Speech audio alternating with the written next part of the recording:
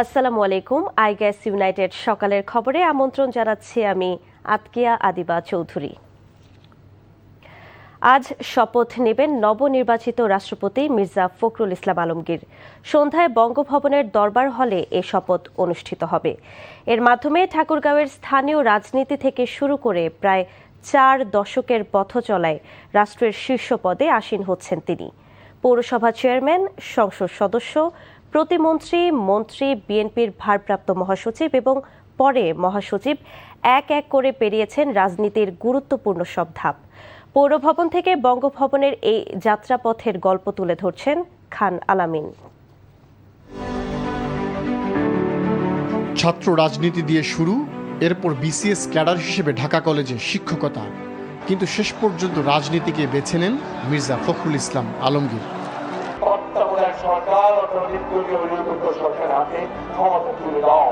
1948 সালের 26 জানুয়ারি ঠাকুরগাঁয়ে জন্ম। ঢাকা বিশ্ববিদ্যালয়ে অর্থনীতিতে পড়াশোনা, ছাত্র জীবনে যুক্ত হন রাজনীতিতে। 69-এর গণ অভ্যুত্থানের সময় ঢাকা বিশ্ববিদ্যালয় শাখার নেতৃত্বেও ছিলেন তিনি।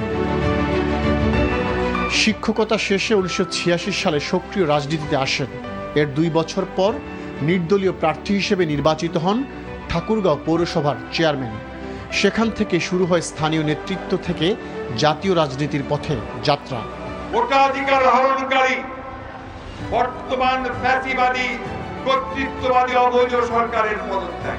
এরশাদ বিরোধী আন্দোলনের উত্তাল সময়ে বিএনপিতে যোগ দেন মির্জা ফখরুল।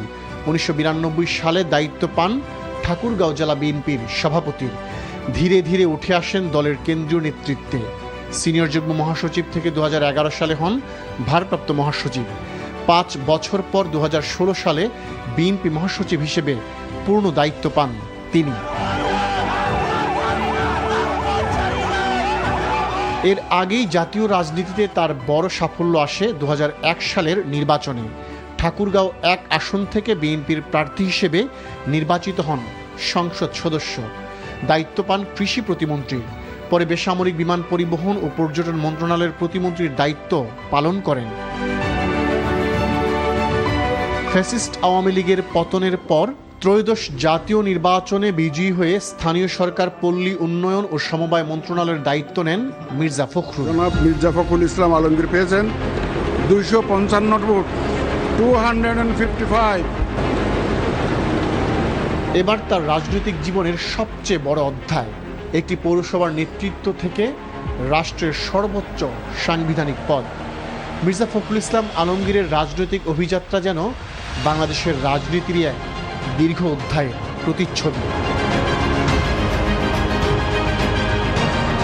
খান আলামিন, এনটিভি নিউজ, ঢাকা। দেশের 23তম রাষ্ট্রপতি নির্বাচিত হওয়ায় মির্জা ফখরুল ইসলাম আলমগীরের নিজ জেলা ঠাকুরগাঁওয়ের মানুষের মাঝে বিরাজ করছে বাড়তি আনন্দ। এ বিষয়ে জানাতে সরাসরি যুক্ত হচ্ছেন স্থানীয় প্রতিনিধি লুৎফুর রহমান মিঠু। মিঠু, ঠাকুরগাঁওবাসী কি বলছে, তাদের প্রত্যাশা সম্পর্কে আমাদের জানান।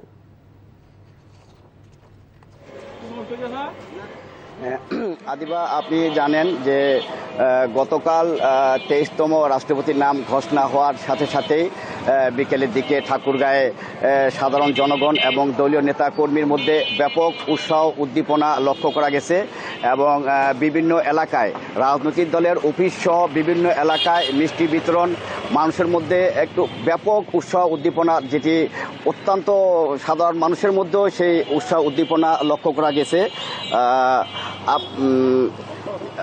এরপর থেকেই আমরা লক্ষ্য করেছি রাষ্ট্রপতি মির্জা ফখরুল ইসলাম আলমগীর নিজ এলাকায় ঠাকুরগাঁয় আনন্দের জোয়ার বইছে। রাষ্ট্রপতির নাম ঘোষণার পরেই দলীয় কার্যালয়ের সামনে নেতাকর্মীরা জড়ো হয়েছিল, নিজেদের মধ্যে মিষ্টি বিতরণ করেছে। এছাড়াও জেলার বিভিন্ন স্থানে মানুষের মাঝে মিষ্টি বিতরণ করা হয়েছে। পরে দলের নেতাকর্মীদের আনন্দ মিছিল বের করে। আপনাকে জানিয়ে রাখি, মানুষের কাছে মির্জা আলমগীর শুধু একজন জাতীয় রাজনৈতিক নন, তিনি এই জনপথের সন্তান। ঠাকুরগাঁয়ের মানুষের প্রত্যাশা, রাষ্ট্রপতি হিসাবে মির্জা ফখরুল ইসলাম আলমগীর দেশের মানুষের আস্থা, প্রত্যাশা প্রতীক হয়ে উঠবেন, এমনটাই আশা করছেন ঠাকুরগাঁয়ের মানুষ, ঠাকুরগাঁয়ের জনগণ। এবং পাশাপাশি আরেকটি জিনিস আমি বলি, নেতাকর্মী এবং সাধারণ মানুষ আজ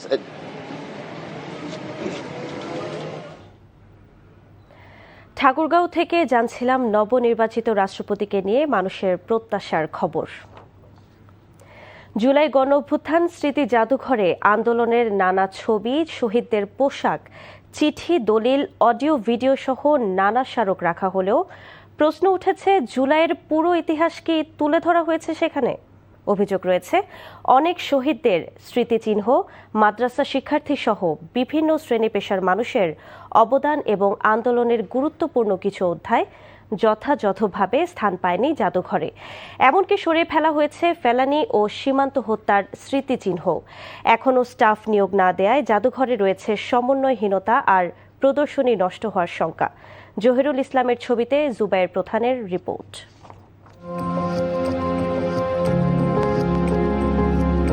2 বছর আগেও 17 একর জায়গার উপর নির্মিত এই লাল ভবনের নাম ছিল গণভবন। অন্যায়ের আতুরঘর এই ক্ষমতার প্রাসাদ ছেড়ে শেখ হাসিনা পালিয়ে যাওয়ার পর এখানে উল্লাস করে বিক্ষুব্ধ জনতা। সেই মানুষ খেকো স্বৈরশাসকের আবাসস্থল এখন জুলাই গণঅভ্যুত্থান স্মৃতি জাদুঘর। হাজারো প্রাণের বিনিময়ে অর্জিত এই বাংলা বসন্তকে স্মরণীয় করে রাখতে জুলাইয়ের আন্দোলন, শহীদদের আত্মত্যাগ ও স্বৈরশাসনের গুম খুনের নানা নিদর্শনে সাজানো হয় জুলাই জাদুঘর। শহীদ পরিবারের কাছ থেকেও সংগ্রহ করা হয় ব্যবহৃত সামগ্রী। কিন্তু প্রশ্ন উঠছে, যে সন্তানকে হারিয়ে একটি পরিবার আজীবনের শূন্যতা বয়ে বেড়াচ্ছে, তাদের স্মৃতির কতটুকু জায়গা পেয়েছে জাদুঘরে? আমি শহীদের বাবা, আমি আইসে কিন্তু আমার ছেলের কিছুই পাই নাই, আমি অনেক হতাশা নিয়ে আজ ফেরত যেতে আছি। বিগত 17 বছরের শেখ হাসিনার স্বৈরশাসনের চিত্র প্রদর্শনে দলীয় বিষয়গুলো প্রাধান্য দেওয়ার পাশাপাশি দর্শনার্থীদের অভিযোগ, সঠিক মূল্যায়ন করা হয়নি জুলাই শহীদ, আবু সাইদ, মুগ্ধ কিংবা সম্মুখ সারির সমন্বয়কদের। এমনকি বেসরকারি বিশ্ববিদ্যালয় এবং মাদ্রাসা শিক্ষার্থীদের অবদান মূল্যায়ন না করা নিয়েও হতাশ দর্শনার্থীরা। আবু সাইদের যে অবদানটা, আমি সেইভাবে তার ওইরকম অবদান বা তার যে একটা তাৎপর্য, সেটা আমি আসলে ওইভাবে আমার চোখে পরিলক্ষিত হয়নি আর কি। আমরা মাদ্রাসার ছাত্ররা জুলাইয়ের সময় যে আমাদের অবদানটা ছিল, ওইটা আমরা পরিপূর্ণ পাইনি। ফ্যাসিবাদ ও আধিপত্যবাদের বিরুদ্ধে যে দৃঢ় অবস্থানে নতুন বাংলাদেশ নির্মিত হলো, সেই জুলাই জাদুঘর থেকে মুছে ফেলা হয়েছে ফেলানি ছবি এবং সীমান্ত হত্যার প্রতীকী চিত্র। জাদুঘর তৈরির পরিকল্পনার পাশাপাশি দায়িত্ব ছাড়ার পর কি পরিবর্তন হলো, সেই প্রশ্ন অন্তর্বর্তী সরকারের এই সংস্কৃতি উপদেষ্টার কাছে। লুকানোর কিছু না, ওখানে ফেলানির স্কাল্পচার ছিল, বর্ডার কিলিং এর একটা সেকশন ছিল, সেখান থেকে বোধহয় ওটা সরানো হয়েছে। মনে করি না এটা সরকারের শীর্ষ পর্যায়ের সিদ্ধান্ত। হয়তো একজন বা দুজন ব্যক্তি তারা নিজেরাই স্বপ্রণোদিত হয়ে সিদ্ধান্ত নিয়েছেন। ধরেন, পাকিস্তানের সঙ্গে আমাদের সম্পর্ক ভালো থাকতে হবে, তার জন্য কি আমরা মুক্তিযুদ্ধের ইতিহাস বলবো না? বা ভারত কি এই ভয় কি বলা বন্ধ করেছে যে ব্রিটেনের সঙ্গে তাদের সম্পর্ক খারাপ হবে কিনা? এটা হয় না। এবং আমি মনে করি ভারতের সিভিল সোসাইটিও নিশ্চয়ই এটা ভাবছে যে what went wrong with Bangladesh. প্রতীকী কবরের পাশে বসে থাকা এই অংশে লেখা আছে শহীদদের নাম। এই অংশটিতে বসা কিংবা স্পর্শ করা নিষেধ থাকলেও জানা নেই দর্শনার্থীদের।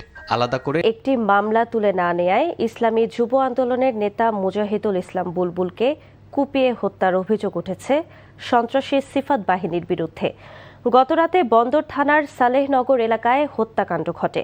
স্বজন ও স্থানীয়রা জানায়, জুলাই আন্দোলনে নিজের রিকশা গ্যারেজ লুটপাটের ঘটনায় বন্দর থানায় সিফাতকে প্রধান আসামি করে একটি মামলা করেছিলেন বুলবুল। গতরাতে তাকে একা পেয়ে মামলা তুলে নিতে ফের হুমকি দেয় সন্ত্রাসী সিফাত ও তার লোকজন। বাগবিতণ্ডার পর বুলবুলকে কুপিয়ে গুরুতর আহত করে পালিয়ে যায় তারা। পরে স্থানীয় একটি হাসপাতালে মারা যান তিনি। বুলবুল নারায়ণগঞ্জ সিটি কর্পোরেশনের 22 নম্বর ওয়ার্ড ইসলামী যুব আন্দোলনের সভাপতি এবং বন্দর থানার যুগ্ম সম্পাদক ছিলেন। এবারে নারী ফুটবল। এএফসি টুর্নামেন্ট থেকে বিদায় নিল রাজশাহী স্টার্স। সাবা এফসির বিপক্ষে 2-1 গোলে হেরেছেন আফ্রিদারা। বাংলাদেশের প্রথম নারী ক্লাব হিসেবে এএফসি উইমেন্স চ্যাম্পিয়ন্স লিগের খেলার অভিজ্ঞতাটা সুখকর হলো না রাজশাহী স্টার্সের। দ্বিতীয় রাউন্ডে খেলার লক্ষ্য নিয়ে মালয়েশিয়া গেলেও টানা 2 হারে টুর্নামেন্ট থেকে বিদায় নিয়েছে ছোটনের শিষ্যরা। প্রথমার্ধে দুই দলের কেউই গোল করতে না পারলেও দ্বিতীয়ার্ধে ম্যাচ থেকে ছিটকে যায় রাজশাহী। 2 গোল হজমের পর রাজশাহী 1 গোল করে পরাজয়ের ব্যবধান কমায়, কিন্তু হার এড়ানো সম্ভব হয়নি। প্রথম ম্যাচে স্টার্সের জালে 3 গোল দিয়েছিল ইস্ট বেঙ্গল। সকালের খবর এইটুকুই। এই খবরের ভিডিও সহ আপডেট জানতে ভিজিট করুন এনটিভি অনলাইন www.ntvbd.com। এছাড়াও এনটিভির জনপ্রিয় সব অনুষ্ঠান ও খবরের আপডেট জানতে ভিজিট করুন আমাদের ইউটিউব ও ভেরিফাইড ফেসবুক পেজ। 12টায় মধ্যাহ্নের খবর দেখার আমন্ত্রণ রইল। ধন্যবাদ সবাইকে।